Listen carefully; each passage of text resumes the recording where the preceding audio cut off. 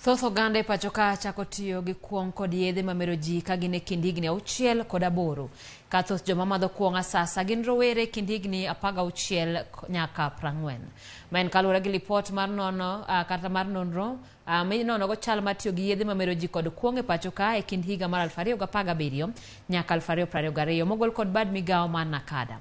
Jagoro mogirore migawo mar arita Ramogi koro kwayo jopiny mondo riwre gi piny owacho e nywako ne kedo gi kuong kod yedhe mamero ji. Omolo wacho ni ka ok ji otang' to yedhe gi nyalo biro noro piny Kenya kaluwore ni rowere ema thoth gi donjo e kuong gi.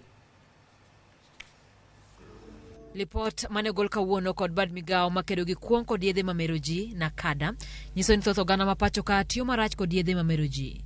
Lipodno bende wacho ni kwan joma madho nyasore omedore kod 90% kuom thuolo mar higni 5 mokalo. Kaluwore kod lipodno, dichwo achiel kuom chwo 3 e kind higni 15 nyaka 65 kod 100 e kind mine 6 tiyo gi mok tin ne kit yath achiel mamero ji. 1 in every 30 Kenyan age 15 to 65.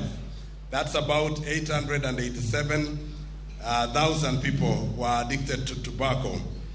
1 in every 125 Kenyan age 15 to 65 were addicted to cat, and then 1 of every 111 age 15 to 65 were addicted to cannabis, and this causes issues of mental disorder.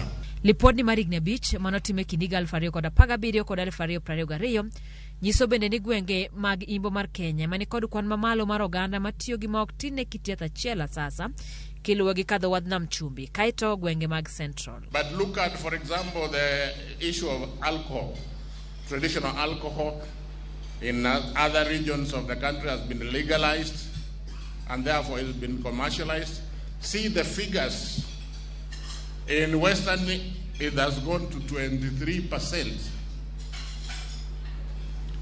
In a nutshell, what we are saying is that the country has a problem, and this problem, like the PS rightly put it, is a problem for all of us to make our contribution. Jagoro mogirore migawo mar arita Ramogi wacho ni luoro nitiere ni ka ok oked gi yedhe gi to piny Kenya biro nor ne kuong kaluwore ni thoth ojende kod nyithindo matindo ema inyo tiyo gi yedhe mamero ji. Raymond bende chiwo mogo kuom okenge ma migawo mare chano timo e kedo gi yedhe gi. This therefore calls for employment of strategies to mitigate effects of drug abuse. These include enhanced collaboration between the national and county governments in the licensing of alcoholic outlets, as well as strict enforcement of all legislations and regulations relating to licensing of alcohol selling business and other drug control laws. Jatatije mar Nakada Victor Okioma wacho ni gima lit ni nyaka nyithindo ma johigni 6 imiyo yedhe mamero ji. Okioma wacho ni uso yedhe mamero ji e mbui osekelo midhiero e kedo gi uso yedhe gi ne joma tindo. 10-year-old with a smartphone who at Uhuru Park will order alcohol from an online market shop in town, Ox and Cox, for example. And then a motorcycle delivers it at the Uhuru Park. And he has his own 15-year-old friends, 10 of them. They drink there. How do you control that? Ramogi njeru mathu malero ni en achiel kuom jogo mane tiyo kod kuong mamero ji asasa. Sani owacho ni oseweyo kuong kuom higni bura kendo wacho ni geno nitie ne joma ponono ni oyudore midhiero ni. I was drinking chang'ombe before I went to rehab. I was actually living in the slums of Thika. At one time I was Miss Kenya runners-up, but then addiction doesn't know whether you are Miss Kenya. It doesn't know beauty. It doesn't know level of education. I was one of the best schools in Kenya, that is Gandu Girls, Bishop Gatimo Gandu Girls. And alcohol messed up my life, but I'd like to tell Kenyans that there is life beyond addiction. Yes, there is hope, and a lot of it.